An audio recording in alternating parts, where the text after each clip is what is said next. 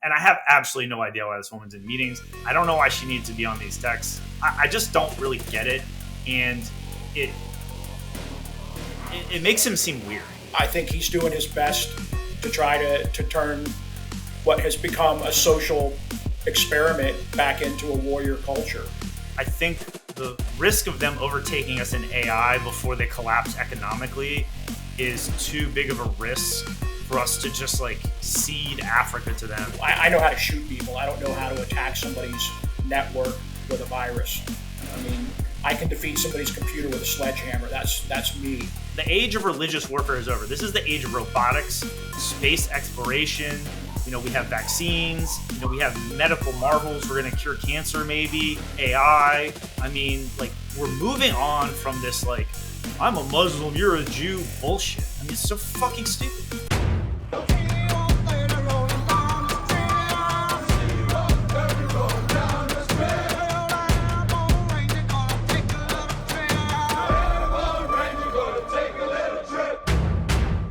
Hi, everybody. Welcome to Real Veteran News 49.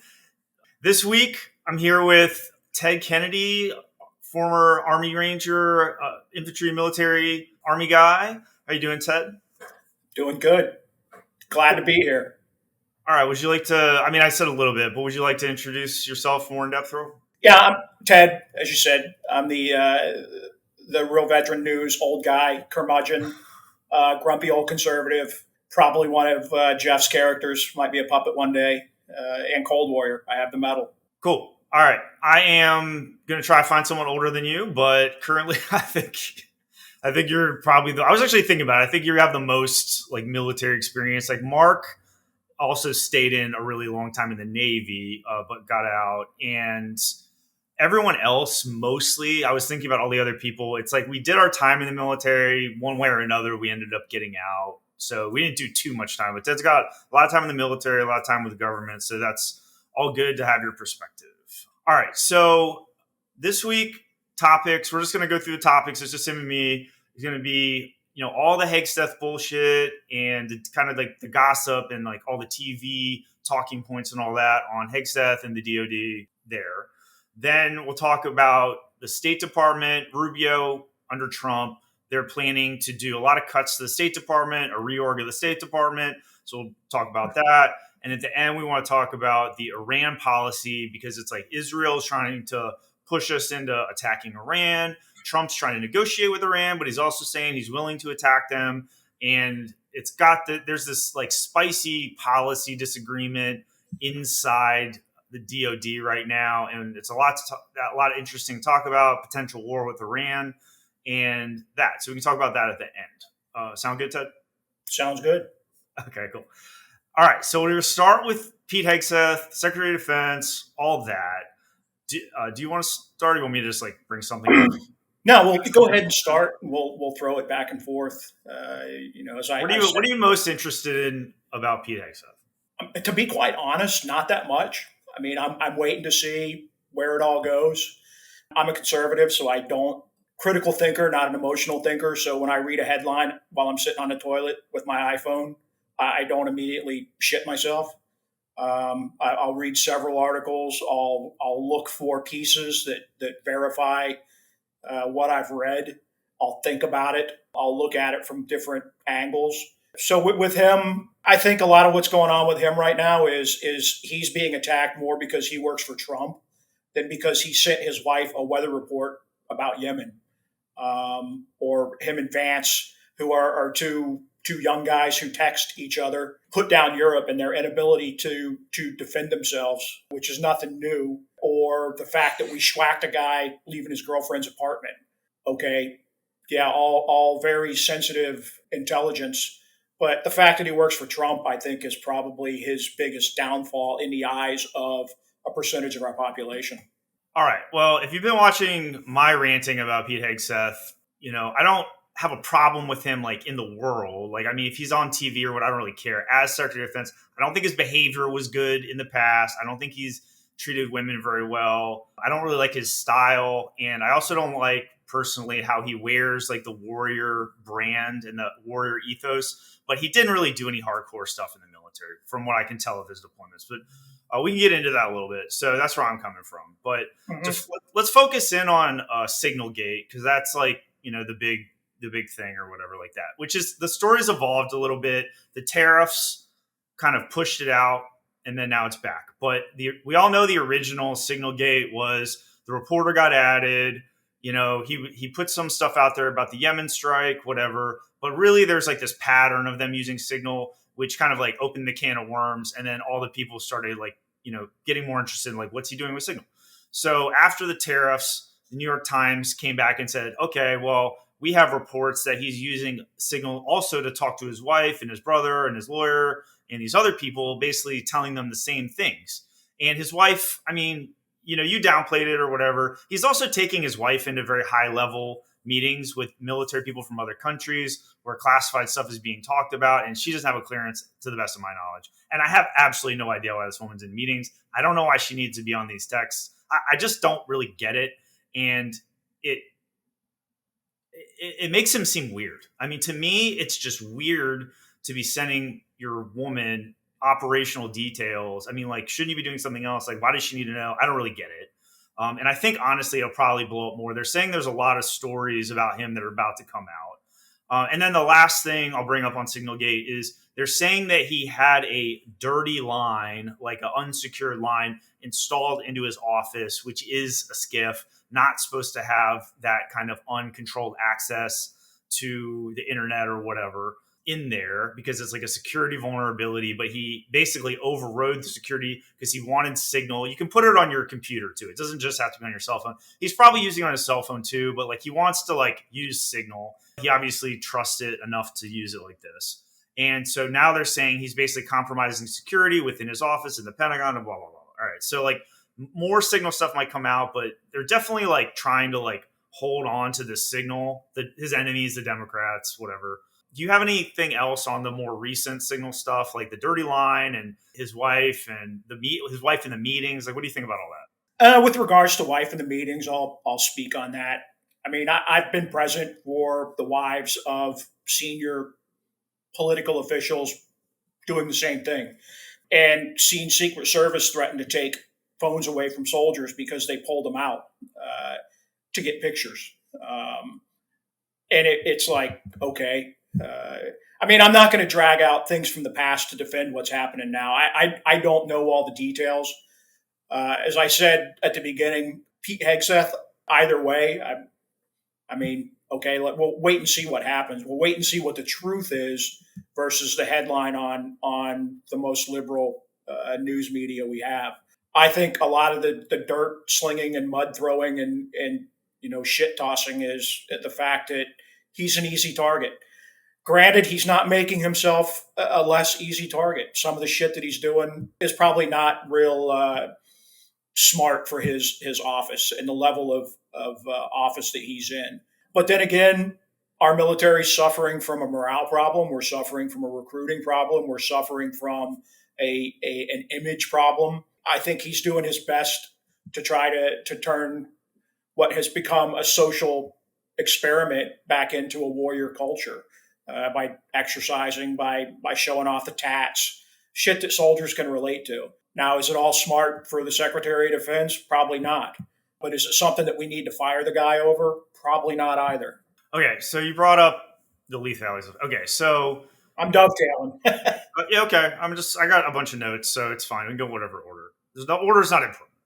All right, so lethality. So Hegseth is going out there. He's like, lethality, lethality, lethality. Like, he won't shut up about this lethality stuff. I personally think it's political language. I see it as kind of like Trump and them, they say, or Elon Musk, like fraud, waste, and abuse. Everything's fraud, waste, and abuse, whatever, which is like, not everything that you just don't like is fraud, waste, and abuse, right? It's like a pejorative, like political term that you put on something that you don't want or whatever. And so now he's saying like, oh, it's not lethal, it's not lethal, it's not lethal. I mean, lethality, and the violence of the military. I mean, not everything not 100% of everything the military does is violence and lethal, right? I mean, I understand at the end of the day, there's some business of like putting some people down, but there's like intelligence gathering, cooperating with allies and neighbors. There's humanitarian disaster relief that they do, research and development. I mean, planning. I mean, it's not every last thing in the military is about like literally putting a bullet in someone's head.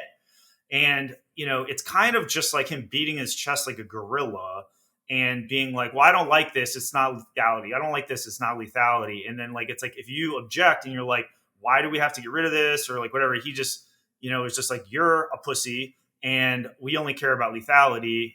Like they just had an article. It was like, oh, we don't want to be doing PowerPoint slides. It's like, I understand there's like too much PowerPoint slides in the military, but like you still need fucking PowerPoint slides. I mean, like it's an effective tool.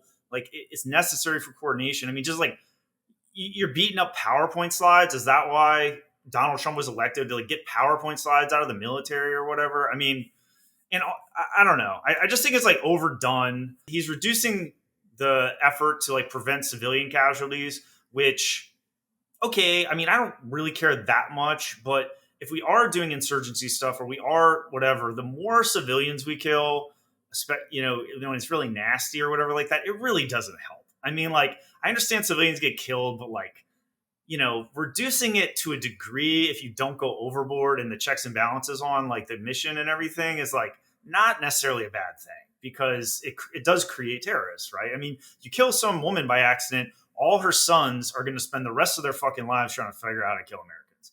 You know what I mean? And so I don't know. What do you think about all those topics? I agree. There's too much rhetoric, and I read that one earlier with the lethality, get rid of PowerPoints, and I laughed. I had a good laugh at get rid of PowerPoints because, I've said the Microsoft corporation's responsible for more deaths than DuPont, Marietta Martin, all the big defense contractors put together. Because I never went on a mission after we got MS Office that didn't have a Word document op order, an Excel spreadsheet time schedule, and a PowerPoint presentation concept of operations. Unless something else comes out that's better, we're going to be stuck with PowerPoint for years and years to come. So to me, it's rhetoric. It's rhetoric that certain percentages of the population in the military want to hear. Get back in the woods and become a warfighter, not an office boy. And I agree with there's always going to be other contingencies. I mean, Title 10 requirements are close with and destroy the enemies of our country. That's basically the mission of the military. Everything else is a contingency. Humanitarian response domestically to civil unrest, to natural disasters, all that falls as contingency operations. And yeah, that's always going to be there. But that's not the priority. The priority is war fighting. I've been out now for over 10 years, and that was after 30 years with the Army. And I saw every variation of it, from standing toe-to-toe with the Ruskies in Europe during the Cold War to the war on terror and everything that was involved there. When we get to the Iran part, I can talk about my experience with Iran in the 80s, in the 90s, and the 2000s, and all the way up through my last job in the Middle East, where they were the boogeyman for our friends who are the boogeymen in some people's opinions. But I agree. Too much rhetoric is almost as bad as not enough rhetoric. So too much warfighter is probably almost as bad as let's embrace everything and everybody gets to be an individual and let's hug diversity. We need a happy medium. And that's where he probably should be focusing effort in the not too distant future, is that's bringing, okay, we know what he stands for. Now let's get the happy medium back that supports fighting a war and all the contingencies and then taking care of soldiers. Okay. Yeah. I mean, I believe things are a spectrum, but I really think, especially in the military, we need to have common sense. There's a balance. If you go too far, it's stupid. We need to have common sense. We need to have an eye to the future where the technology's coming. Robots are coming. Like the robots are coming. Like things need to change quick. And I don't know if this is the guy to do it. All right. Another thing he's been on about, which is another part of this, like I'm on TV all the time, branding, whatever. He's like fit, not fat. These like overweight soldiers, like this, stereotype of the fat, E5 or 6 or whatever, or the overweight soldier, reserve, National Guard, whatever. Obviously, physical fitness is important in the military, but I'll just give my point of view first since I brought it up. Obviously, it's important. Like in the Rangers, it's important. In certain parts of the military, it's important. In other parts of the military, it's less important. Like this idea that it's like a World War II military where every single person needs to be able to pick up a rifle and march over to Germany or island hop the Pacific. It's not that kind of world anymore, right? It's like much more reliant on technology. A lot of these people sit in a chair. You could have someone who's like a little bit overweight, but they're like an Arabic linguist, or they're an Intel analyst, or they're operating some complex satellite, or they're doing quantum computing research or whatever. And yeah, they're not going to pick up a rifle and, do an obstacle course or whatever. I mean, whatever your fantasy of all this is, but, harassing them and like making their life hell because they're like 15 pounds overweight, or they can't, or they can only do 35 push-ups and you want them to do 41 push-ups or whatever the arbitrary fit standard is. I mean, it's kind of just like this, another one of these, like, I'm beating my chest, like I'm physically fit, like I'm this, he's like putting himself up as the standard. I'm like this fit warrior, like follow me, nothing else matters, like do what I say, follow my example. Like I get it, but is it the most important thing? I mean, what do you think? I mean, I don't really have an argument for that. Is it the most important thing? I don't know. When you make everything important, nothing is important. He is definitely displaying the last rank he served at, where leading by example was very important. I mean, barely a field grade officer, he's a major. And I always said with enlisted that became officers, they routinely acted like their last enlisted rank when they were around enlisted men or enlisted soldiers. To a junior field grade, a major, leading by example is very important. To a junior general officer or flag officer, not necessarily. Thinking by example is more important at that level. Should he be thinking more by example versus the leading by example? Again, at some point he's going to have to. Do I agree with being a little overweight, being a little underfit is okay? No, I don't agree with that. I agree that when a standard is given, it's met. Now, is that my 20 years in the Ranger Regiment, standard? Maybe. But I came into a military where you adjusted to be part of it, not it adjusted to be part of you, or to allow you to be a part of it. So all this, and I do go on bases and I see soldiers that aren't just a little bit overweight, they're grossly obese. Now, could I argue when we do a loadout plan and we average, every soldier weighs 160 on average, but now they all weigh 220, that's going to affect strategic deployment, power projection and all that, because C-17s can't carry them. They burn more gas. I mean, I'm not going to be the overthinker on that kind of shit. But what I will say is when you put your hand up and say, I want to be a part of this, it's you that has to change to be a part of that. To put it into a perspective that maybe the average citizen could understand, you go to college, you maintain a 2.0 or above to get your degree, and then someone comes along and doesn't. Is it okay that they graduate with the same degree as you, even though they didn't meet the same academic requirements? And you being a nebulous you, not you, John, but I think when you put standards out, they have to be adhered to, or you change the standard, which we certainly have done over the last 10 or plus so years in the military. But would it be bad to go back to that? I don't know. I'm not in it anymore, and it's a different society now than it was almost 40 years ago when I joined the Army. I would imagine that you have to admit that physical fitness standards are arbitrary. I mean, they're not backed up by any like, in this war you had to be, do 35 push-ups or whatever. I mean, it's kind of arbitrary, like cut line. And, you fail by one push-up or you fail a run by, 5 seconds or whatever. I mean, I get it. We don't want people to be fat, but I mean, is it a massive problem? I mean, the way I see it, these guys like him, Trump and him, Trump central casting. Oh, he's central casting, whatever. And then he picked Hegseth because Hegseth is central casting, right? And, they put out nail standards for women in the Air Force. One of the first things they did, they couldn't have they could only have certain kind of nail polish and this and that. And like, the black guys have to shave because they have the bumps on their neck. And so they have to shave even though it hurts their neck and they have a medical thing or whatever. I mean, they're obsessed with image, right? And it's like the trans and, like being like an effeminate man, like they don't want these effeminate, guys in uniform because it makes them look bad. It's like you're not part of the fraternity or you're like making all of us look bad. Like the uniform doesn't fit you right. or you're like a black woman or something, and you have your hair doesn't like your headgear looks weird or something. It's like looks where these people might be excelling at their jobs. That's irrelevant. It's just like, what does your fucking makeup look like? Or what is your facial bone structure masculine enough for my arbitrary standards? And this like fatness thing, this a little bit overweight is like people in the military shouldn't be fat. Like we're basically discriminating against people that have a little bit more weight on them, and you don't look like us. We want you to not make us look bad. We want you to represent us visually, because like these people who are fat, like they're not in special forces. They're not doing anything hardcore. Like they just don't look good. And it's like area beautification in my opinion. So should they get less pay for not meeting these standards? Because to someone who is meeting the standards, the pay they get is the same as someone who's not.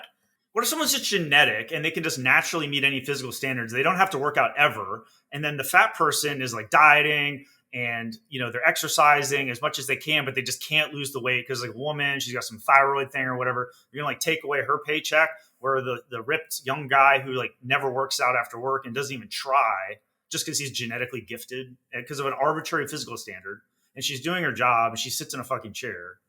She can't get paid. A standard is a standard, though. I don't think it's arbitrary. I think it is a standard that when you put your hand up and say "I do" and you take that paycheck. Believe me, I saw decades of the height, weight, the tape test, the pinch test, the immersion test. The how do you really know if a soldier's got more fat on their body than they have muscle? That's been decades in the argument. But I'm telling you, I have seen soldiers, airmen, sailors on military bases that, you could hear their buttons screaming because they were under so much pressure. Could they do their job? I don't know. I didn't go to their place of work and evaluate them, but I did see them waddling out of the food court with 2 giant Happy Meals in their hands. And that's not making any effort to make themselves better. That's not making any effort to write. Now, granted, yeah, if they got a thyroid problem, they're dying from it and they're overweight, that's different. But someone who eats 15 cheeseburgers a day and is overweight, that's hiding behind, I got a double thyroid with cheese problem, that to me is what needs to be addressed. All right. I mean, we kind of covered it. All right. Do you have anything final on Hegseth of all this stuff, or do you want to move on to state? Like I said with Hegseth, if he got fired today, I would probably raise an eyebrow and move on to see who was going to come next.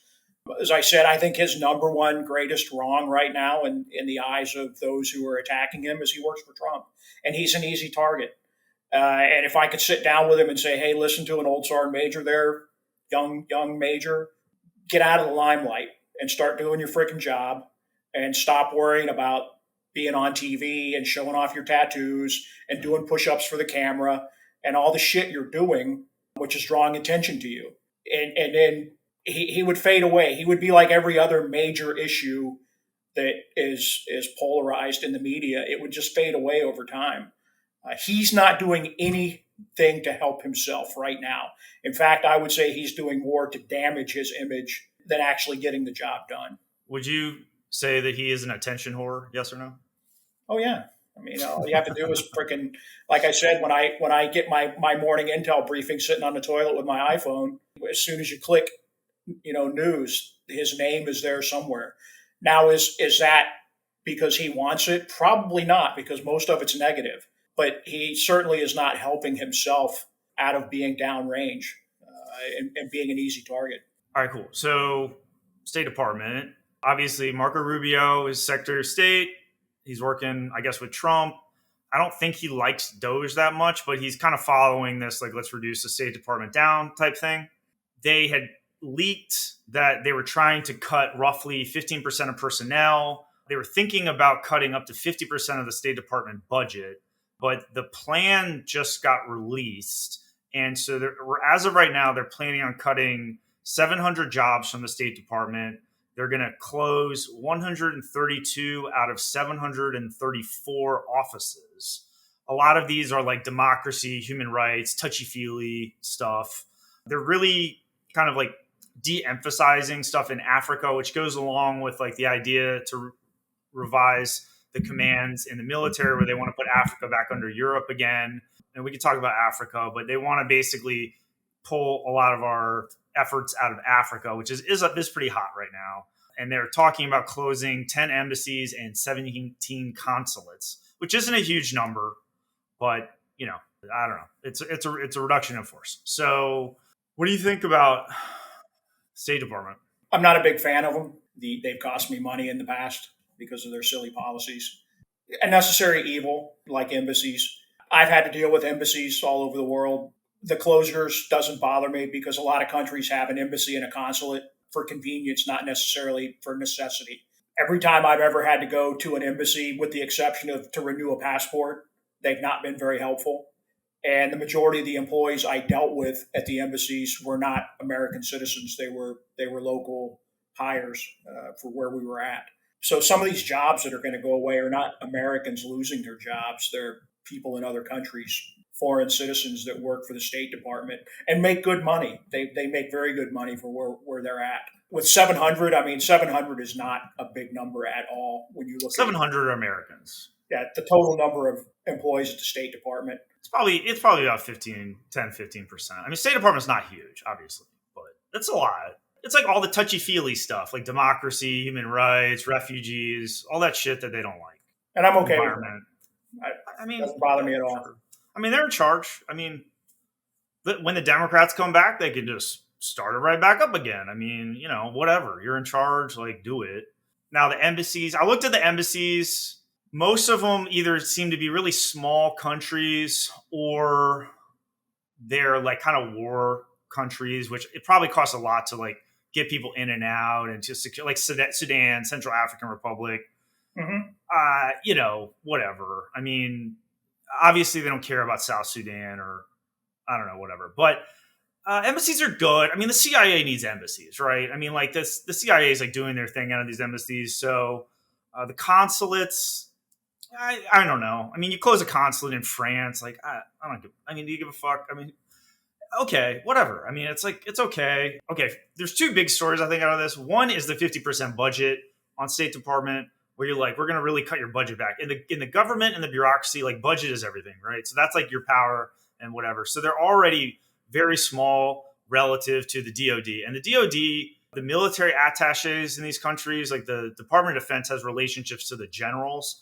And a lot of times the military are doing very similar things as the State Department. The State Department people are much more liberal. A lot of times they went to like Ivy League schools and stuff like that. So you're basically depowering these State Department types, these liberal State Department types, and then you're releasing a huge Defense Department budget.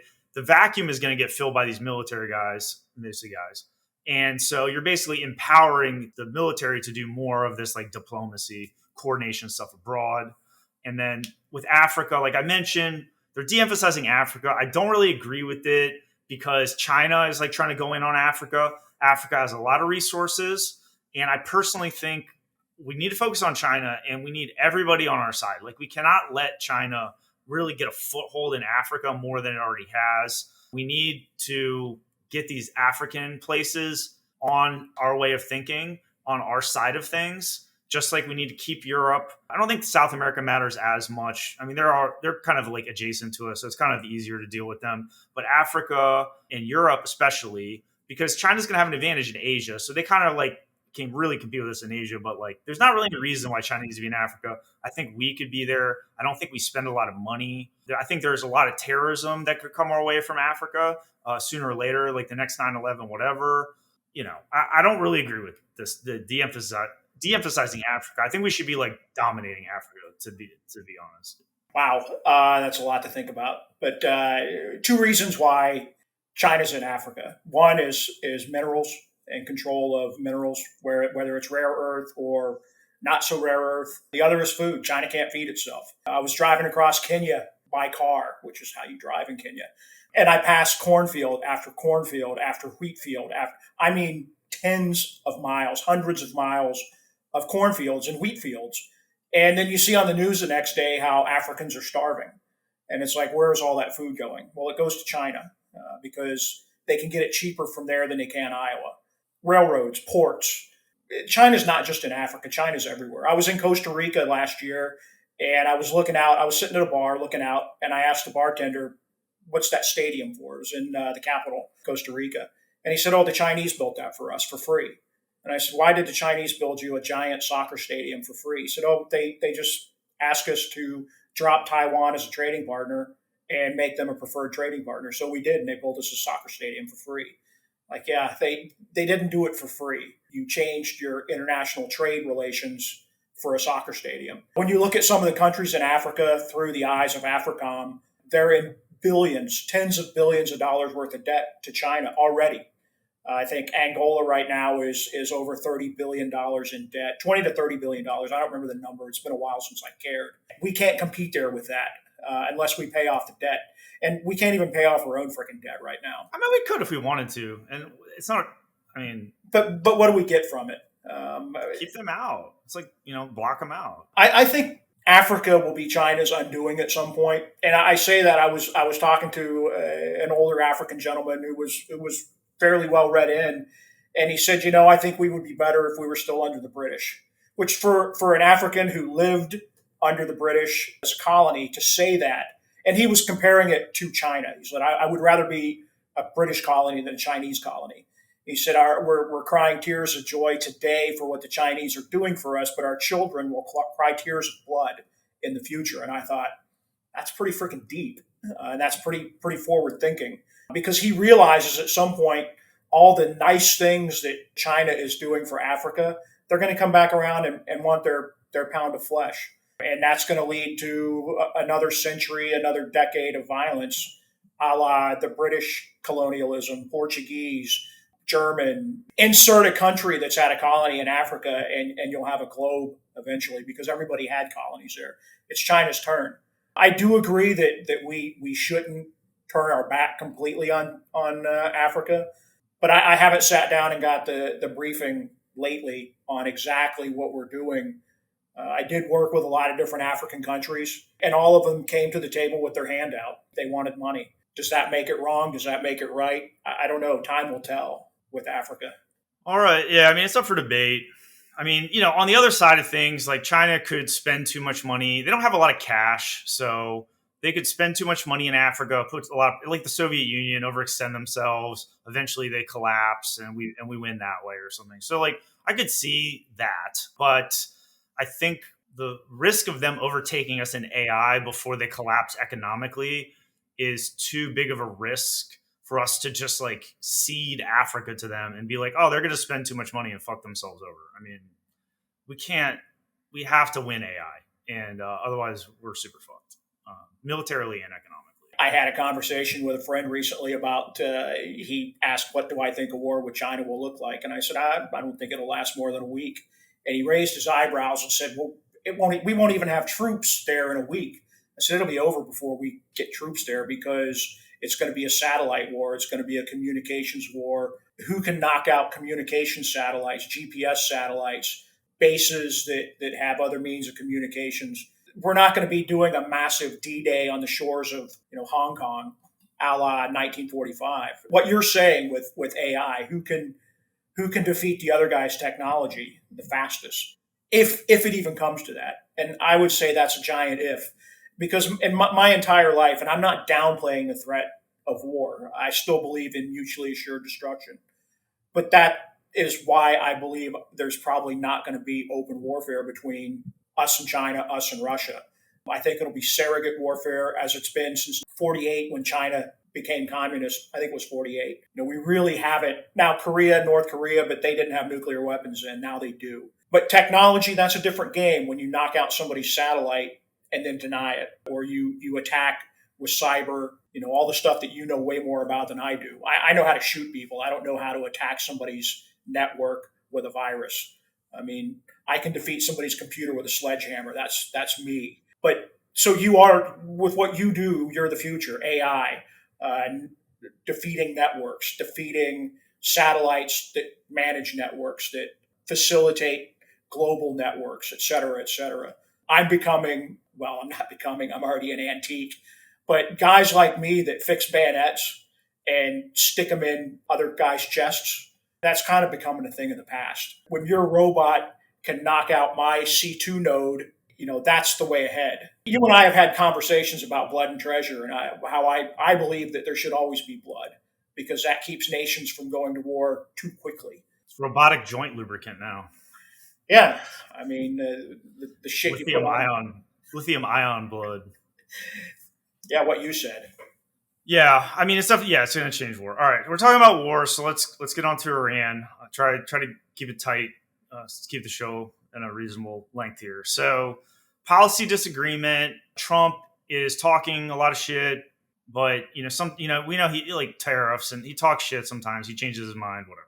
So he's talking a lot of shit. There's like Iran hawks in the government, and then there's people that I would consider to be more like common sense and reasonable because I'm not an Iran hawk. I don't think it makes sense for us to attack Iran. One, because I don't think it's going to go well for us. It's going to go bad for them, but like it's not going to go well for us. I think we're going to get manipulated into it by Israel, which I don't like us getting manipulated into fighting for other people. And I think it really takes our eye and our focus off of countering China and getting ready for China, which is exactly what they want. Like the Chinese would love it if we would just get all fixated on Iran or this or that or whatever, spend all our money, show them all our tactics and all our technology. And like, they can just sit back and just like get ready to fuck us over later, which is exactly what the GWAT. China was just like, oh, these guys are all running all over the world doing this, counter Muslim operation stuff. It's like, they're just like building factories and like building up their technology, educating their young people, like stealing from us, like for 20, 40 years, just like, talking nice to our face, and we're just like doing GWAT, and they would love for us to keep doing this. It's stupid. But, we have the Hawks. So it looks like Mike Walls, National Security Advisor, is an Iran hawk. It looks like Hegseth is straddling hawk. He's kind of straddling both positions. He talks tough on Iran because Trump is as well. But it seems like Hegseth doesn't really know. I don't know if he hasn't made up his mind or what. I don't know. And then JD Vance seems to be not a hawk. Probably, I think he's a little more intellectual than Hegseth, to be honest. So I think he just has his opinions. I think JD Vance has opinions, and, that's fine. Trump has mentioned a nuclear red line, which is like Iran getting a nuke. And, they're basically on the footstep of that, or the doorstep of like opening the door to having a nuclear weapon. They could make a nuclear weapon if they wanted very quickly. They have very highly enriched uranium. They have the capabilities. They've built facilities deep underground. Who knows what Israel has up their sleeve, what we have up their sleeve. But the template here seems to be Israel would attack Iran's nuclear facilities and nuclear capabilities with our support, not attacking like, civilians or even regular military units. They really want to target this like nuclear capability because Iran is a much bigger country than Israel, obviously. So just trying to kill all of them doesn't make any sense. They just want to like stop this nuclear thing. The way I feel about the nuclear is like they're going to get a bomb. If they want a bomb, they're going to get it. Like there's no way to stop them, right? They got Pakistan helping them. They got scientists. They got enough money. Sooner or later, they're going to get it. All right. So you piss them off, whatever. They've got talks in Oman between the U.S. and Iran trying to figure out kind of like a new nuclear deal. Trump pulled out of the Obama nuclear deal. The Obama nuclear deal, it had good things about it. It had bad things about it. The Israelis didn't like it. The Israelis really don't want them to get a nuke. The Israelis have, 70 nuclear weapons. Okay. I mean, as long as Israel has nuclear weapons, Iran's going to want nuclear weapons. So, and they're going to get it eventually. So, I mean, I think our strategy should take those two facts into account. And I really don't think we should be attacking Iran for the reasons I stated earlier. So what do you think? I agree. I think an attack on Iran would maybe be, and I have this theory on short-term political gains, short-term strategic gains that had to do with our election cycle. We think in terms of every 4 years. At least the incumbent president thinks in terms of every 4 years. So he's got to do something to show that he did something this 4 years, so he gets another 4 years. Preventing Iran from getting a nuclear weapon does something for us in the 4 years. But what it does for Iran in the long term is it strengthens the current leader of Iran, because nothing brings the population of a country around its leader like being attacked by another country. So a guy that's already teetering in office, he doesn't have the support of, he doesn't have the massive support of his population. We attack him, and now he does. Yeah. Israel attacks him, now he does. Mm-hmm. I think we definitely need to make that run as long as through Oman. And Oman has been there in the past openly and covertly behind the scenes. And if you ever get a chance to go to Muscat, do. It's a great city. I'm envious of anybody that is hanging out there right now. Attacking their nuclear sites should be the very last thing we do. And I do agree there's a lot of folks in D.C. right now that are shaking their fist, but they've been there since 1979, 1980. I saw when we were actually fighting Iran in the 80s, the tanker wars, when we were shooting down aircraft, they were shooting down aircraft, they were attacking our ships. The game is a little bit different now because they have a much more capable military, and our allies in the Gulf are more vulnerable to what they have. With your comment on China and Russia, just watching to see us throw more blood and treasure at a lost cause, yeah, I agree with that too. I don't think the Chinese and Russians would come into a war on Iran's side, but they would definitely support them, both politically and materially. So what happens if Iran goes nuclear? I don't know. What happened when North Korea went nuclear? That was the end of the world. We can't let the North Koreans have a nuclear weapon. Well, now they've had one for 20 freaking years, and all they realize is it's only good to put on TV. You can't really attack another country with a nuclear weapon because what's going to happen is you're going to get leveled. So Iran gets one nuclear weapon, they attack Israel. Israel retaliates with their 70 to 90 nuclear weapons. Iran gets a nuclear weapon. Tomorrow morning, the Saudis announce they have nuclear weapons. They already have nuclear weapons. They keep them in Pakistan. It's just a matter of them flying them from an ASP in Pakistan and putting them on the Chinese launchers that they've got sitting in storage. The Emiratis go nuclear. The whole Gulf goes nuclear. And then we just stare at each other. So do I think it's the end of the world if the Iranians get a nuclear weapon? No. Do I think it's the end of the world if we attack them? No. Do I think they're stupid if they go nuclear? Yes. Do I think we're stupid if we attack them over their nuclear weapons? Yes. We need to hit them financially for as long as we possibly can and keep the Israelis from doing something stupid.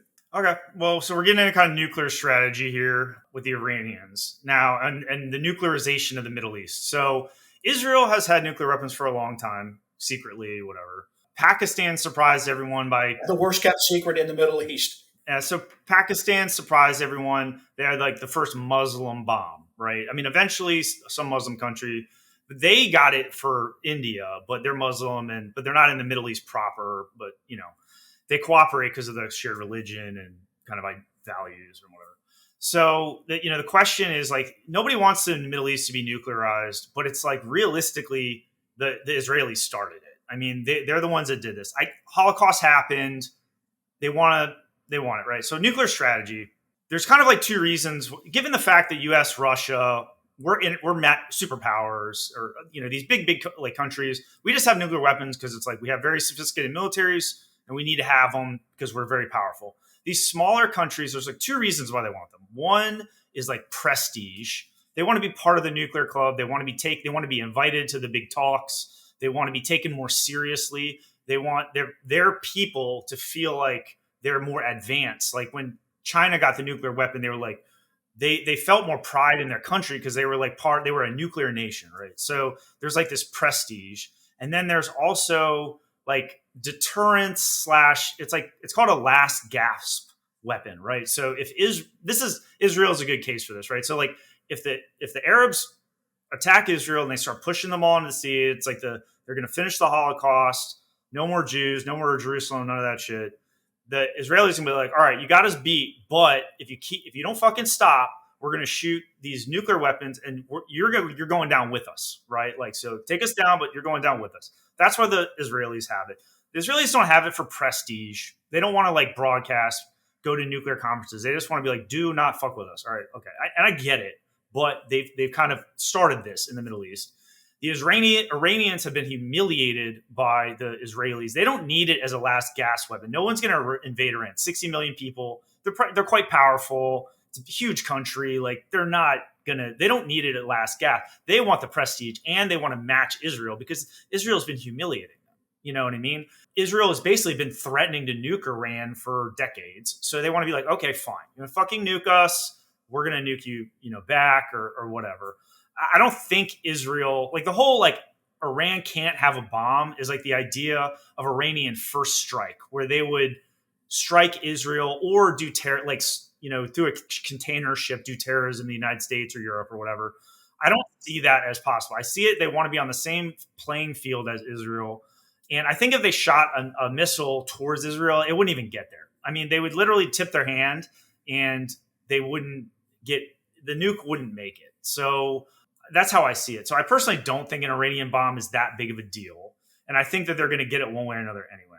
If they don't already have it. I mean, who knows? And I agree with all that. I mean, who knows? But I mean, I think if the Iranians really had an operational nuclear weapon, the Israelis would know, because the Israelis theoretically have penetrated with spies. So, and I think the Iranians know that. So the Iranians are like, all right, we're going to get on the doorstep, and we're like, 4 to 6 months. If we really want it, 4 to 6 months, and we can have it. But because they don't need it, but they want to they like the idea of it.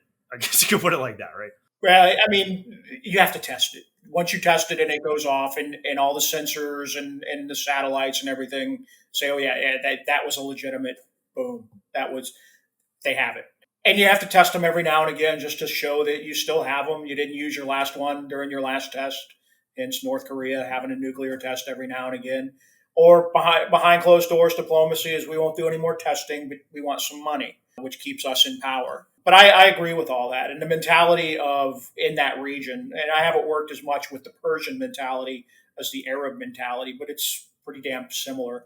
And it's, we have a bomb. I have a Rolls Royce, I have a mansion, I have a tiger, and I have a nuclear bomb. And that makes me, It is in response to Israel, though. I mean, it's not like they just want to parade it around. And I love arguing the nuclear weapons argument with liberals, because you can't hug your children with nuclear arms. It's like, no, but you can end major wars. India, Pakistan, they haven't had a major war. Israel hasn't been attacked by everybody in the Middle East since '73. I mean, major.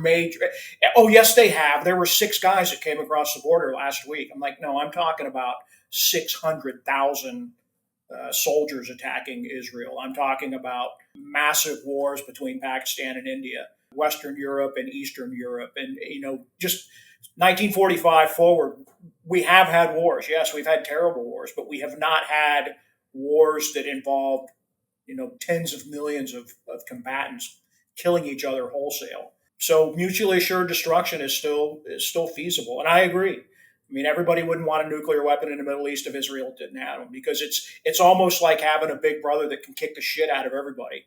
If you're the little brother, you can do whatever you want and just say, hey, I got a big brother that's going to kick your ass if you do something to me.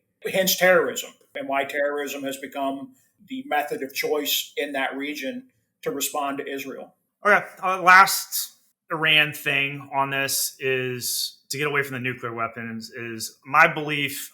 And I actually like Trump in the first term, his economic pressure campaign on Iran. I do personally believe that Iran's economy is its Achilles heel. And if they didn't have all the oil, they'd be fucked. But, I think the way to do this is they need to know we're not going to attack them. Because like we talked about earlier, it helps them. Because they can be like, oh, these damn Americans, whatever. And the Americans and the Jews and blah, blah, blah. They're all their normal shit. So put the economic pressure on them, tune that up and negotiate with them. We should be in between these people. And the Israelis are bellicose. They are not trying to negotiate with Iran. They want everything. They're not willing to give anything up. I'm not saying the Iranians have been reasonable, but these people hate each other. This is 2 groups of people that hate each other. But we have tacked way too far towards the Israelis. I really hate the idea that everyone in the world is trying to get us to fight their wars for them. And that's exactly what they're doing. That's their total strategy, is just have us take the blame, have us, support all their shit, pay for it and everything, one way or another. And, and then just piss off Iran. They're going to hate us. We need to get Israel under control, foster negotiations, force the Israelis to negotiate in good faith, end this rivalry. It doesn't make any sense. It's like this religious, they're fighting over Jerusalem, over these made up religions. Your religions are made up. Okay. The age of religious warfare is over. This is the age of robotics, space exploration. We have vaccines, we have medical marvels. We're going to cure cancer, maybe AI. I mean, like, we're moving on from this, like, I'm a Muslim, you're a Jew bullshit. I mean, it's so fucking stupid. Like, we should be the ones to be like, stop this and just stop it. I mean, if you look at it from an intellectual perspective, yes. If you look at it from a control perspective, no. The easiest way to unite your country is to give them someone to hate. It's like I said, that our worst scenario is we attack Iran and kill a bunch of civilians, and suddenly we're even a bigger boogeyman than we were, and their leaders coming out saying, see, I told you. So we don't get anything out of it except more hatred. And I'm not a big fan of Iran, believe me. I saw on the ground in that region what they were doing to become a regional power. But they've been doing that since 1980 when they removed our emplaced leader, the Shah, and the Ayatollah Khomeini came to power. We screwed up there because we had possession of the Shah, and they said, give him back and we'll be friends. And we said no. I fast forward to the early 2000s when we were saying, give us bin Laden, and the Afghans said no. What's the difference? We're not going to give away our friends. So us not giving the Shah back to Iran in 1980 led to the embassy, has led to 40 plus years or almost 40 years of bad relations between Iran and the United States. Israel's there. I mean, and Mossadegh. Yeah, but I mean, you go back to Israeli history and what we did to shape that. I mean, it's almost, I'd rather just go fishing than look at all of this stupid shit we've done over time for political reasons, for political gain, for posturing, for clout, et cetera, in that region in particular. And it goes all the way back to the end of the war to end all wars, World War I and Sykes-Picot and Balfour, when we redrew the map from the Ottoman Empire and said, it's done. And, a region that was already a shit show just became even more of a shit show. It wasn't the Ottoman Empire was fine. It wasn't a shit show. Yeah, it was better before the British went crazy in there. All right, well, let's not open a can of worms. All right, so this is the end of the show. We can save that one for another one. Do you have any final words or farewells? No, I mean, you can't hug your kids with nuclear arms, though. No. That's my thought for the day. Platitudes from Ted. All right. Well, thank you, Ted. Great conversation. Interesting topics this week. I didn't do a video last week because I was just watching the news and there's wasn't really anything. I didn't want to do some bullshit video. So the news came back strong. We got a good, I wish we could have gotten the debate thing going this week, but I had, a little scheduling or whatever. But it was good to talk to Ted. Hope everyone liked it. That is Real Veteran News 49. Thank you for watching and do it again next week. So thanks. Bye.